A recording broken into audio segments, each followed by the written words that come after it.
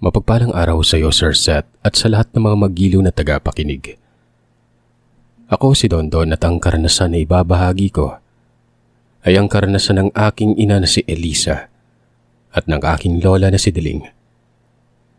Nakatira kami sa Bulacan. Bulakenyo ang aking lolo Banong at ang aking lola Diling, habang ang aking ina naman na si Elisa ay tubong Kabisayaan sa probinsya ng Panay. Nagkita sila ng aking ama sa trabaho sa sapatusan ng nagtatrabaho bilang sapatero sa Marikina. Nagkaibigan ng dalawa at hindi nagtagal ay nagpasya ng magpakasal. Taong dekada 80 nang ikinasal sina mama at papa. Pagkatapos nilang ikasal ay lumipat na sila ng tirahan sa Bulacan. Sa lugar nila lolo, may kilalang masugid na manlalaso na may dugong aswang. Sabi-sabi na wala itong sinasanto kapag inatake ng pagiging aswang niya at kapag may kagalit itong tao. Kilala ito sa pangalang Aling Alma. Iniisip ni mama at papa na mas mainam na lamang na sa Bulacan na sila manirahan nun. Nang sa ganun ay maasikaso ni papa ang palayan na sinasakin ni Lolo Banong.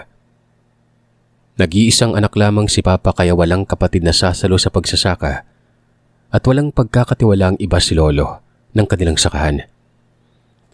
Medyo may kalawakan ng palayan na yon dahil nasa 3 hektarya ito. Maayos naman ang pamumuhay ni Papa pero sa kagustuhan niyang magkaroon ng sariling landas at mapatunayan sa kanyang sarili. Kung kaya't mas pinili niya noong lumuwas na Manila para maghanap ng trabaho. Pero nang nagpakasal na sila ni Mama, ay pinili na lamang nilang umuwi sa Bulacan para doon na manirahan. Gawa naman sa purong semento ang bahay ng aking lolo at lola. Sa harap ng kanilang bahay ay may malaking espasyo na pwedeng pagtayuan ni mama ng binabalak niyang tindahan nun. Nang sa ganon, ay may pagkakakitaan siya habang nasa bahay siya nanatili. Wala namang problema kina lolo at lola ang pagpapatay ng tindahan. Salip ay gusto din ito ni lola nang sa ganon ay may magagawa din siya. Kaya nang dumating sila mama at papa sa Bulacan, yun ang unang pinagkaabalahan ni papa at lolo. Pinagplanuhan nilang maigi kung anong ibebenta nila. Hanggang sa nagsimula na silang magplano kung gaano kalaking tindahan ang kanilang ipapatayo. At dahil sa medyo magkalayo ang mga tindahan sa lugar at wala ding nagtitinda ng mga lutong ulam, ayun ang naisipan na ibenta ni Mama. Suportado naman ni Papa ang kanyang plano dahil masarap din namang magluto si Mama nun. Hanggang sa naipatayo na nilang tindahan. Excited si Mama na mamili ng kanyang mga paninda. Magkasama din naman sila ni Papa na pumunta sa bayan, habang si Lolo naman ay nagwika na kailangan nilang bumili ng tricycle nang sa ganon ay hindi sila mahirapan sa pagpapamili ng kanilang mga paninda. Sumang-ayon naman si Papa sa kagustuhan na yun ni Lolo. Marunong siyang magmaneho ng tricycle, kaya ang nangyari sa pagpunta nila sa bayan ay nauna na munang kumuha si Papa ng lisensya sa pagmamaneho. Nang sa ganon ay kahit saan sila pumunta, ay may magagamit siyang legal na dokumento. Nagawa nga ni Papa na kumuha ng lisensya at nakapamili sila ng kanilang ilalaman sa tindahan. Dahil sa dami ng kanilang ginawa kung kaya tinabot na sila ng gabi sa daan. Hindi naman nag-aalala sina Papa at Mama dahil sa hindi naman sila malayo sa kalsada. Maliwanag din ang kanilang lugar, kaya ligtas sila makakauwi. Nang nakarating na sila sa Bustos ay may nakita silang babae na may daladalang sisidlan na bayong. Ngumisi pa sa kanilang babae habang nagsasabi ng, "Nagtitinda ako ng lumpiang Shanghai. Baka gusto niyong bumili. Iho, iha." Sumagot naman sila Papa na hindi na muna dahil busog pa sila galing sa bayan. Muli namang nagtanong ang matanda kung taga saan sila ni nanay.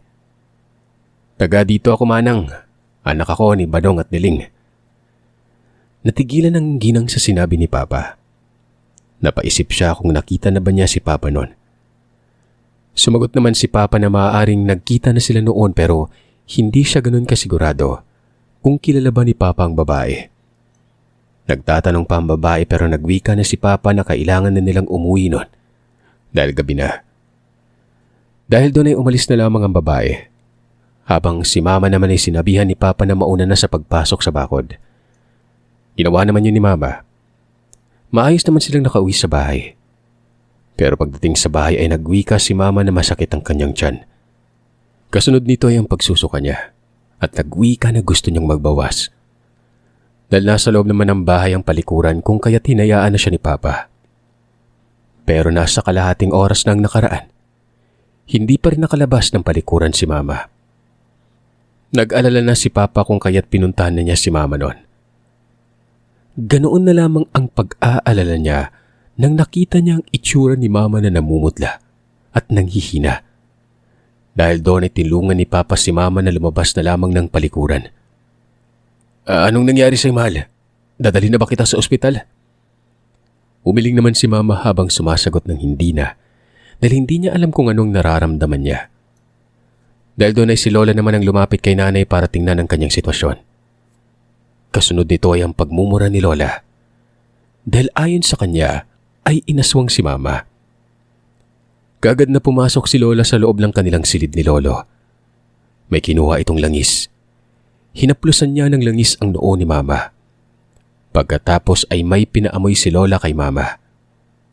Hinaplusan din ni Lola ng langis ang sikmura ni Mama hanggang sa kanyang likod. Dahil doon ay unti-unting bumalik ng maayos ang pakiramdam ni Mama. Pero ayon sa kanya, nahihilo pa rin umano siya. Pinagpahinga na muna siya ni Papa. Habang si Lolo naman ay tinanong sila kung may nakain o nakausap ba silang tao na kaduda-duda sa kanilang hinala nun. Sumagot naman si Papa ng wala. Dahil sa hindi malamang dahilan, ay hindi niya naaalala na nakasalubong nila ang babaeng may dalang bayong nun. Kalaliman ng gabi, bigla na lang may kumalampag sa bubungan. Nagulat si Papa pero nang tiningnan niya si Mama, mahimbing pa rin ang tulog nito. Hanggang sa nakarinig na ito ng paghuni ng itik si Papa.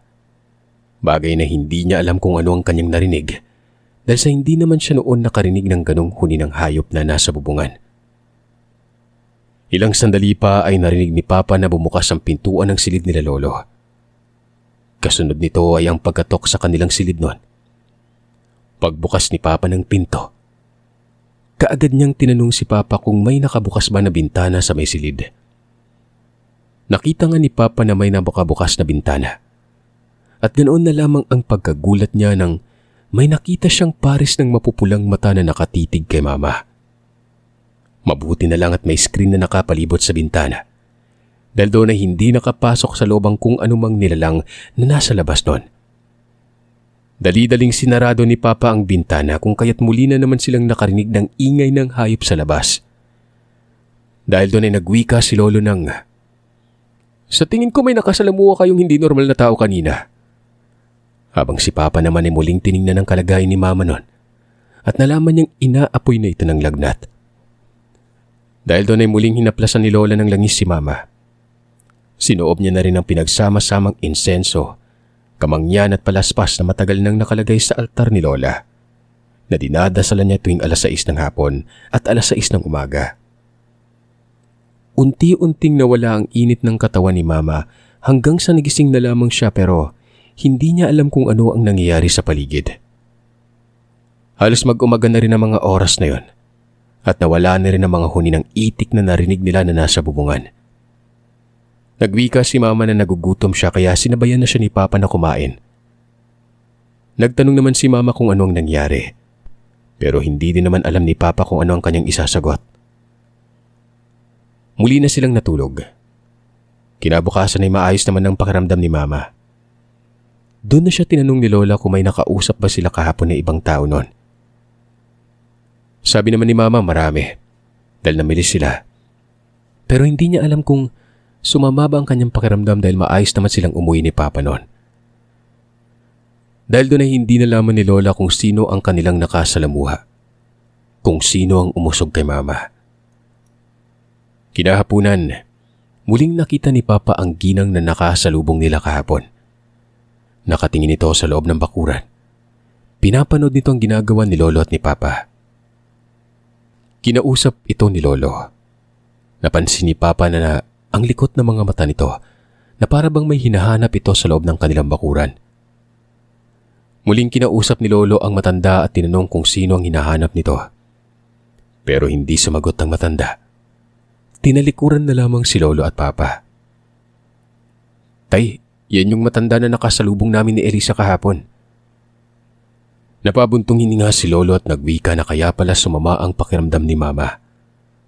Ngayon ay alam niya na kung sino ang umusog kay Mama na naging dahilan kung bakit sumama ang pakiramdam nito. Tinanong ni Papa si Lolo kung anong ibig niyang sabihin. Sinagot naman siya ni Lolo na kuno-kuno sa lugar nila ang pagiging aswang ng babae. Marahil ay inusog nito si Mama na naging sanhi ng pagkakasakit. Halos hindi naman makapaniwala si Papa sa kanyang narinig na ang babae ang dahilan ng lagnat at pagsusuka ni Mama kahapon. Mabuti na lamang at nalaman niya habang maaga pa. Masasabihan niya si Mama na mag-ingat kapag nakita niyang babae. Mabuti na lang at hindi lumabas si Mama ng bahay ng hapon na yon. Marahil ay abala silang dalawa ni Lola sa paghahanda ng kanilang pagkain sa hapunan. Dahil hapon na ay inihinto na muna ni Lolo at Papa ang kanilang ginagawa. Pumasok na sila sa loob ng bahay. At dahil paggabi na, ay nagdarasal na naman si Lola nang nakapasok na sila sa bahay noon. Habang si Mama naman ay nag-aayos na ng hapagkainan nila. Maya-maya pa ay natapos na rin si Lola sa pagdarasal. Habang nasa pagkainan ay kinausap ni Papa si Mama. Kinuwento niya ang tungkol sa ginang. Napaawang naman ang bibig ni Mama dahil hindi niya alam kung ano ang ibig sabihin nito. Dito na sinabi ni Papa kay Mama na mag-ingat sa ginang dahil ayon sa mga tao sa kanilang lugar ay may sa aswang ito. Pakiramdam ko higit pa dun yung kakayahan ng babae. Kaya malakas ang loob niya na sumugod dito kahit alam niyang may kaalaman si nanay sa panggagamot. Si Papa naman at Lolo ang napamaang sa sinabi ni Mama noon. Habang si Lola naman ay napangiti na lamang habang nagwiwika ng at sa tingin ko ay hindi lang ako ang may kaalaman sa lihim na karunungan sa bahay na ito. Di ba anak? Tanong ni Lola habang nakatingin kay Mama. Si Mama ay nakangiti na lamang habang tumatango. Ikinagulat naman yun ni Papa dahil nasa 2 taon na silang nagsasama ni Mama pero wala siyang kaalam-alam na may nakatago palang kakayahan si Mama. Nang gabing yun ay muli silang nakarinig ng huni. Pero nagwika si Mama na hayaan na lang ito. Sinabi niyang nagkataon lang ang nilalang sa kanya kahapon dahil sa pagod siya. Pero ngayon na maayos ng pakiramdam niya ay hinding-hindi na magagawa ng nilalang na yon na maisahan pa siya nito. Ganun pa man ay sinabi ni Mama na hayaan lang kapag nag-ingay. Bibigyan niya na lang daw ito ng konting babala. Nang sa ganon ay malaman ito na nagkamali siya ng sinubukan. Habang nakaiga na sina Mama at Papa ay muli na namang nag-ingay ang nilalang. Binuksan ni Mama ang bintana. Ayaw pa sana ni Papa pero sinenyasan siya ni Mama na huwag maingay. Ilang sandali pa, muling humuni ang nilalang. At sa pagkakataong ito ay nasa bintana na ito na binuksan ni Mama. Nang naroroon na ito, nagdasal si Mama. Para bang may tumama sa nilalang dahil bigla na lamang itong humiyaw ng malakas. Kasunod dito ay ang pagpagaspas ng pakpak palayo sa bintanang yon. Hanggang sa tuluyan ng nakalayo ang nilalang na ito. Kinabukasan na hindi na bumalik ang ginang sa bahay nila Papa. Pero may batang lumapit sa kanila at nagbenta ng mga kakanin. Gusto sanang bumili ni Papa dahil naawa siya sa bata pero si Mama na mismo ang nagsabi na huwag bumili. Tiningnan ng bata si Mama na animoy may ibig itong sabihin. Sinabihan ni Mama ang bata na hindi maganda ang pinapagawa sa kanya ng kung sino man ang nag-utos sa bata na magbenta. Tinanong din ni Mama ang bata kung kaano-ano niyang matandang si Alma. Pero sa halip na sumagot, tanging pagngisi lamang ang isinagot ng bata noon. Pagkatapos ay kaagad na itong umalis sa lugar. Hindi alam ni Papa kung anong ibig ipahiwatig ng bata. Ganun pa man ay hinayaan na lamang niya ito. Mas itinuon na lamang niya ang pansin sa kanyang ginagawa. Walang ano-ano ay lumabas ng bahay si Mama at Lola.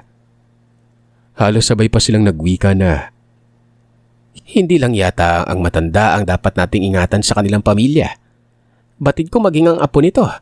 Nahawaan na ng kanyang pagkademonyo. Wika ni Lola. Habang si Mama naman ay tinatanaw lamang ang bata na pumunta na sa ibang kabayan at nagbebenta ng kanyang paninda. Nakita pa ni Mama na may bumili ng paninda ng bata. Hinayaan na lamang ni Mama ang tao na bumili. Sa isip niya, bago pa lamang sila sa lugar kung kaya't wala siyang karapatan na pigilan ng mga tao doon sa pang-araw-araw nilang gawain. Lumipas ang gabi na wala na silang narinig na ingay na malapit sa bahay. Hanggang sa kinabukasan, nalaman nila na dinala sa ospital ang babae na bumili ng paninda ng bata. Si Mama naman ay nanatiling tahimik lang. Hanggang sa isang araw pang lumipas, nabalitaan nilang patay na ang dinala sa ospital. Ayon sa kamag-anak ng namatay ay inatake daw ito sa puso. Bagay na hirap paniwalaan ng pamilya. Dahil ayon sa kanila, wala silang alam na may sakit ang kamag-anak nila noon sa puso. Habang sina Mama at Lola naman ay alam kung ano ang problema at posibleng dahilan kung bakit namatay ang babae. Ganun pa man ay hindi na nila sinubukan pang sabihin sa kaanak ng namatay ang kanilang nalalaman. Batid kasi nilang hindi naman naniniwala ang pamilya nito pagdating sa mga bagay na hindi konektado sa siyensya. Sa tingin mo, Elisa, tama bang hinala ko na inaswang ang babaeng yon? Tanong ni Lola kay Mama habang kumakain sila ng hapunan. Sumagot naman si Mama na sa palagay niya ay hindi lang basta aswang ang dahilan kung bakit namatay ang babae ng ganun kabilis. At dapat ay hindi sakit sa puso ang lumabas na sakit ng babae kapag inaswang. Dahil kapag aswang ay aatakihin ito ang laman loob ng kanyang biktima. Kung kaya't malamang sa malamang, pagdudumi o hindi kaya ay kumbulsyon ang kalalabasan ng sakit ng babaeng namatay. Pero dahil sakit sa puso ang sinabi ng ikinamatay nito, kaya't napag-isip-isip ni Mama na malamang ay nilason ng babae. Sumama ang lason sa dugo kaya mabilis nitong nalason ang puso. At dahil may dugong aswang ang nanlason kung kaya't nagawa nitong manipulahin at lagyan ng sabulag ang totoong nangyari sa biktima. Tumango naman si Lola bilang pagsang-ayon sa sinabi ni Mama. Kasunod nito ay ang muling paalala sa kanila na magdoble ingat sa mga taong nakakasalamuha nila sa lugar. Sinabi din ni Lola na hindi lahat ng tao sa kanila ay naniniwala sa mga bagay na walang kinalaman sa siyensya. Kaya umano namimiha sa mga nilalang na mambiktima. Ganun pa man ay hindi nito magawang mabiktima ang mga taong nasa ilalim ng proteksyon ni Lola. Ang ilan pa sa kanila ay hindi alam na pinoproteksyonan pa ni Lola. Ganun pa man ay mabait ang mga ito kung kaya't palihim niya na lamang itong binabantayan. May ilan din naman na lumalapit kay Lola para magpagamot. At doon na lamang tumutulong si Lola kapag kusa nang lumapit sa kanya ang nangangailangan ng kanyang tulong noon. Isang umaga, may buntis na pumunta sa bahay ni Lola. Si Mama ang nakausap ng babae at dito pa lang ay alam na ni Mama na may marka ng aswang ang buntis na ito. Kawawa ito dahil konting panahon na lamang ang hinihintay ng demonyo para tuluyan na nitong makuha ang sanggol. Mabilis itong tiningnan ni Lola. Kagaya ng nakikita ni Mama, ganun din ang sinabi ni Lola sa babae. Kitang-kita pa ni Mama ang takot sa itsura ng ginang habang nagtatanong kay Lola kung ano ang dapat niyang gawin. Tinanggal naman ni Lola ang marka sa ginang. Pero hindi niya ito binigyan ng pangontra. Salip ay sinabihan niya ang babae na pupunta niya ito sa bahay kinagabihan. Nang sa ganun ay mahuli niya ang nilalang na may kagagawan ng marka sa ginang. Kapag hindi natin nahuli ay babalik-balikan ka nito hanggang sa makuha na niya ang kanyang gusto.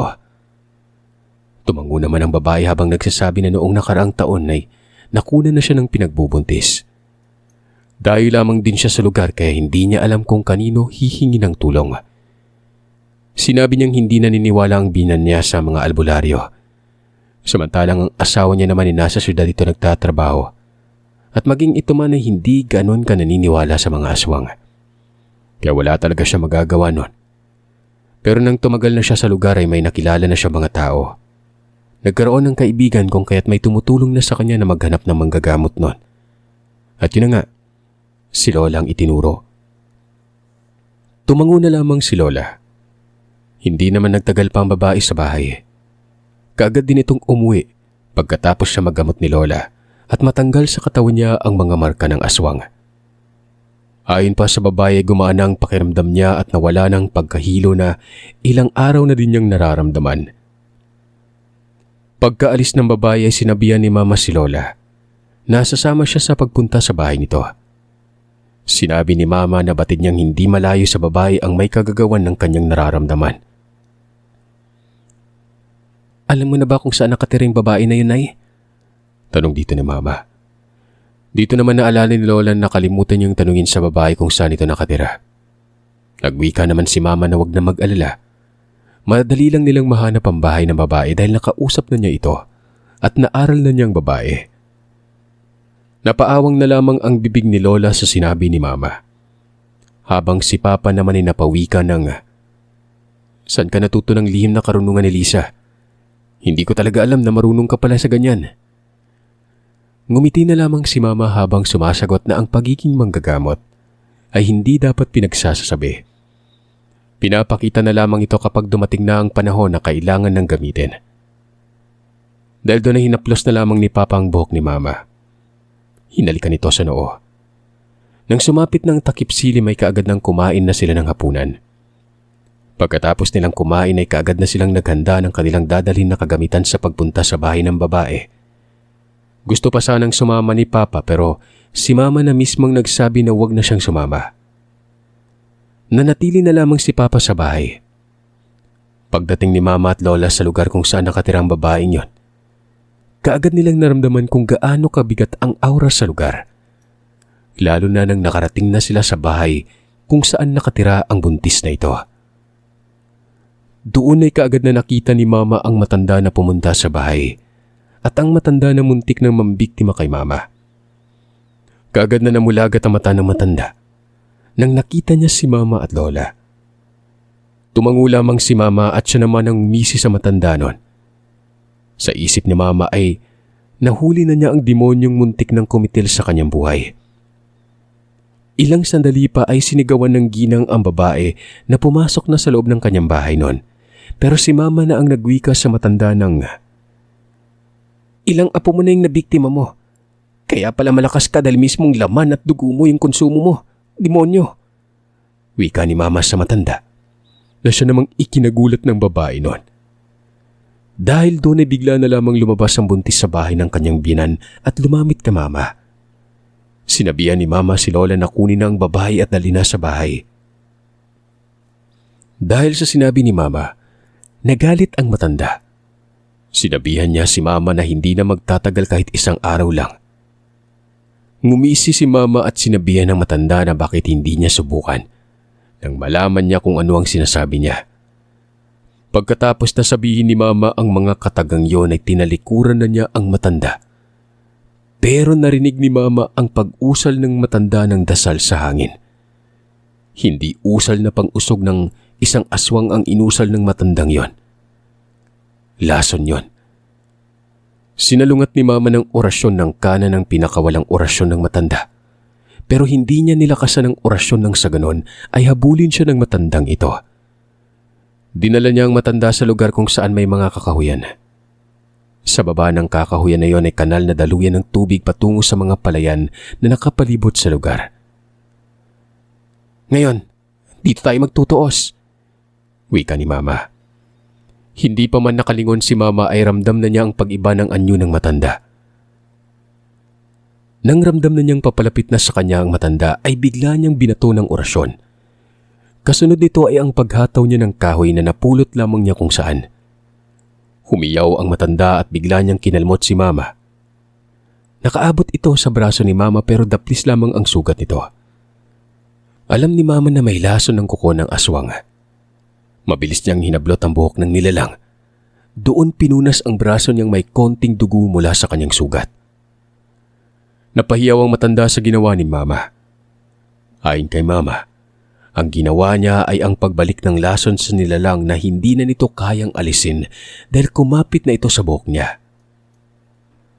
Umusal siya ng orasyon at sa pagkakataong ito ay buhay na salitang pambasag ng kakayahan ng kanyang binitawan. Doon pa lamang nakita ni Mama ang pagpanghina ng nilalang. Sinikap pa nitong gumawa ng ingay na animoy nagtatawag ng kanyang kasamahan at humihingi ng tulong. pero bigla niya na lamang pinasakan ng bibig nito ng kung anong bagay na nakuha niya sa lupa. Dahilan para hindi na ito makasigaw.